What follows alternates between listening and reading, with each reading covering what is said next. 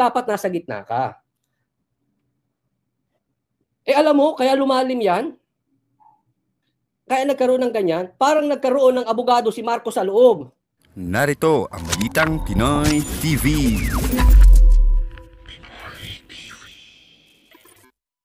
Magandang araw sa atin lahat mga kababayan. Dito na naman tayo sa another episode ng ating vlogs. Pag-uusapan natin ngayon, ito po, no? Ayan, pakinggan po natin si Senator Jinggoy, ha? Kayo na po humusga. Malakas po ba ang volume? Okay po ba? Pakinggan. The truth behind the purported PIDEA leaks and utilize it to shape effective legislation. My colleague and I are committed to achieving this objective through a diligent and impartial approach. Ang paksa ng pagdinig ay hindi umano'y PIDEA leaks. Pero sinabi ng mga opisyal ng PIDEA na walang ganitong pangyayari. Sinasabi ni Morales, meron daw. Nasaan po ang ebidensya?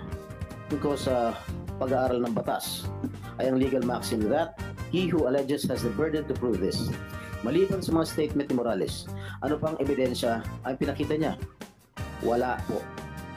Mr. Chair, dinidinig natin ang testimonya ng isang witness na naharap sa mga criminal complaints sa isang lokal na hukuman at kabilang dito ang paglabag sa Article 180 ng Revised Penal Code, ang batas na nagtatakda ng parusa para sa mga... Ito, bigyan ko lang po ng komentaryo itong pag-ano, ha. Pasensya na po, Senator Jinggoy, but this is my opinion.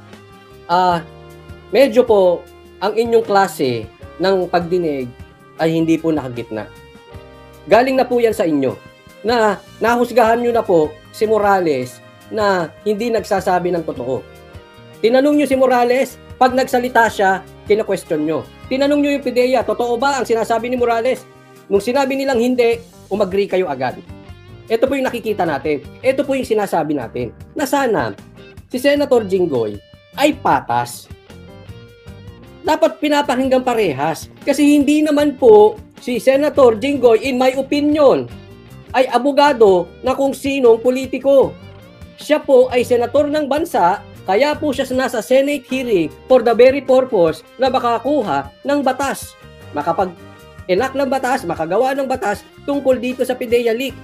Unang-una pa lang, nung hindi dumating si Ochoa, sinabi ni Senator Bato, magkakaroon tayo ng isa pang hearing nang sa ganon, dahil may COVID si Ochoa, dapat sa ganon, ay tapos na yan, pero magkakaroon ng hearing.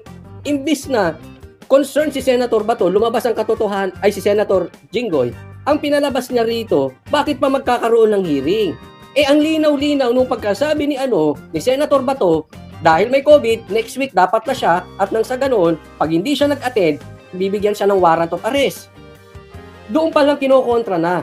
So, sa madaling salita, ito si Senator Jinggoy, sa aking opinion lamang, meron na siyang panig.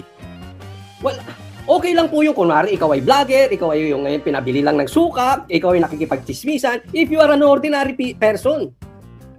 But being a senator, hindi naman ata tama yung ganyang attitude. Kasi, whether you like it or not, ang nasa isip ng taong bayan, you are protecting Marcos. Because may kaso ka. Hindi ko sinasabing totoo yan. Posibleng hindi. Pero, hindi mo rin pwedeng sisihin ng taong bayan na ganun ang tingin sa'yo, takot ka kasi dahil may kaso ka. Yun lang naman po. Yan ang talagang iisipin ng taong bayan. Dahil hindi ka gumigna. Si ano pa nga, si Bato, kitang-kita gumigitna. Kaya nga inaaway ng pula at ng DDS si Bato dahil nasa gitna. Pero nauunawaan na natin na yung trabaho niya, being a chairman, hindi ka pwedeng nasa isang side. Being the chairman of that committee, hindi ka pwedeng maka-Duterte, hindi ka pwedeng DDS. Dapat nasa gitna ka. Kasi judge ka para kang judge dyan. Bagamat wala kang karapatan, humusga, pero ikaw ang head niyan. Sana ganun din yung mga senador. Sa napansin natin lahat naman nakagitna. Ultimo si Cheese nakagitna. Si Senator Cheese. Si Senator Bongo, ganun din. Medyo napunlaan pa nga si Senator Bongo kasi nilihis. Pero normal yon. Bakit? Nakagitna Pwede kayo merong political affiliation pag alis ninyo diyan sa committee. Pag alis nyo sa hearing na yan, that is normal. Merong makapula, merong makadilaw, merong etc., merong etc. But for that committee is concerned, as far as I know, dapat nasa gitna ka. Alam mo, kaya lumalim yan, Kaya nagkaroon ng ganyan, parang nagkaroon ng abogado si Marcos sa loob. Ganun po ang lumalabas dyan. Kaya maraming taong bayan nagagalit. O, tingnan mo, puring-puri ka sa pula. Wala siguro pula na bibirahin ka. Pakinggan yung mga vloggers ng pula. Pupurihin to ng pupurihin. Why? Nakapanig eh. Whether totoo or hindi ka nakapanig, hindi. Hindi yun ang issue. Kaya alam mo, may problema talaga dito. Ito, itatanong ko kay Senator Chis. Kung may interview natin mamaya sa SMNI. Wala bang privilege speech si Morales? Kasi po lahat ng pinupunta ron, may privilege speech. Ang haba ng sinasabi na walang koneksyon sa PIDEA leak. Samantalang, yung pumirma, yung gumawa, hindi nabigyan ng privilege speech. Yung merong video. Totoo man, o scripted yung video na yon, that is not my area.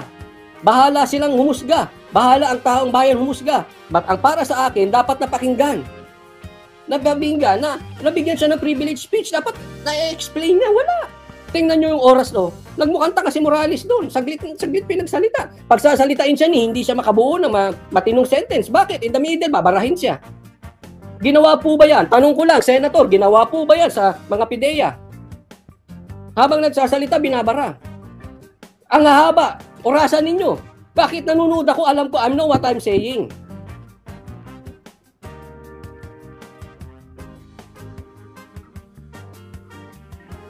Di ba? Ayun, opening speech, hindi privilege speech. O sige, opening speech. Napagbigyan ba? Nang hindi binabara.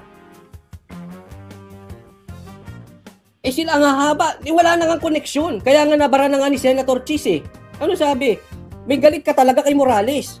But that is your personal. Kaya nga yung personal nila hindi dinadala sa Senate hearing.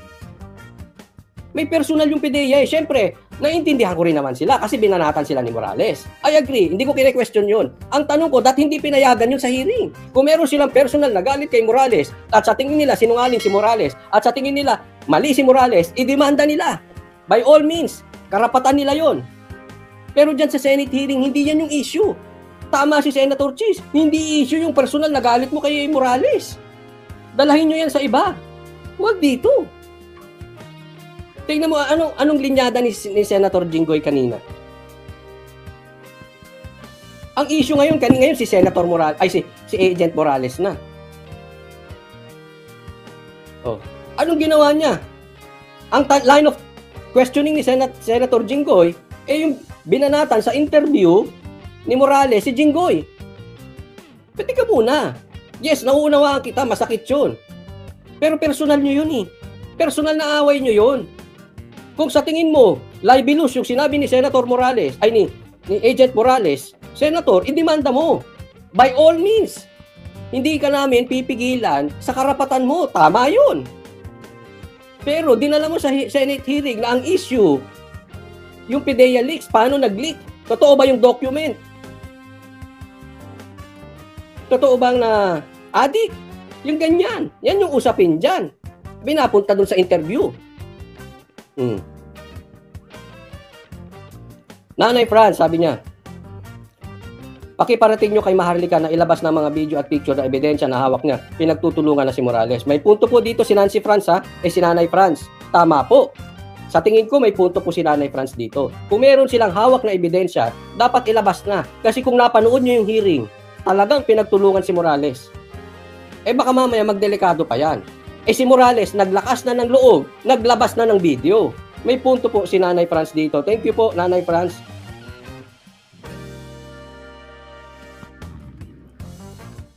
Okay, patas lang po tayo. Kasi we want to know the truth. Hindi ito sa kampihan. Yes, we admit we are a Duterte. We are a DDS. Pero, ang gusto namin yung katotohanan. Ayaw namin ng kasinungalingan para lang maipagtanggol ang Duterte. Hindi po ganon. Doon tayo sa katotohanan. Kaya nga sabi ko, dapat naimbestigahan ng maayos ito. Hinayaan nyo magsalita si Morales. Kaya nga ako sabi ko eto, hindi sa dinidiin ko si President Marcos dito. Pero kung sa tingin niya talaga negative, dapat sa tingin ko pa-drug test siya. Ulitin ko we are after the truth.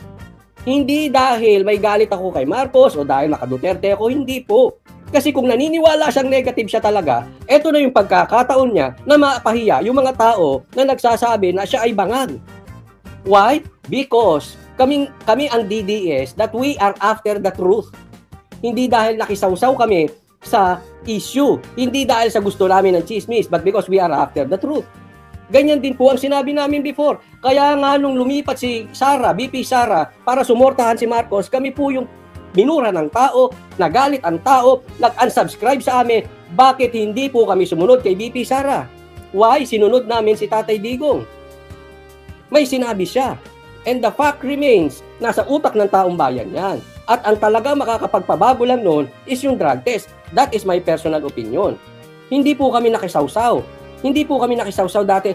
Because you know what?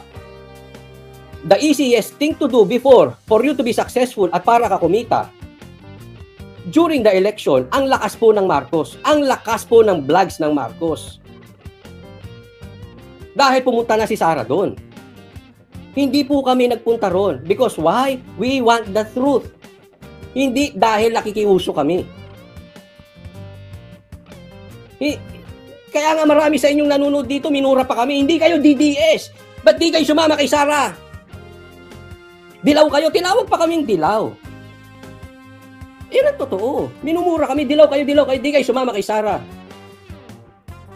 Salamat sa Diyos. In less than 2 years, napatunayan namin. Okay? And here we go again. Ayaw namin ng kasinungalingan. Kaya mapaasang panika, we just want to know the truth. Kaya nga, babalikan natin. Pagsalitain si Morales.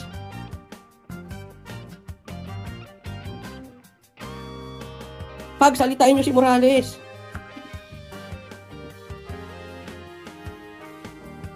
Simple lang naman yun. Wala eh. Bigay ng peke o maling testimonya laban sa isang akusado at kasalukuyan itong nakapending sa MTC. Ginudge nila, tingnan nyo itong mabuti, ginudge nila na peke yung mga nilalabas ni Morales. At sinabihan ni Senator Bato na bakit inuna mo ilabas sa video ni Maharlika, pwede mo naman akong tawagan at ilalabas din. Ito na nga mga kabalita. Ano na ang masasabi nyo patungkol sa balitang ito? Please comment down below mga kabalita. Pag-usapan natin yan sa comment section. At kung di ka pa nakasubscribe sa ating channel, baka naman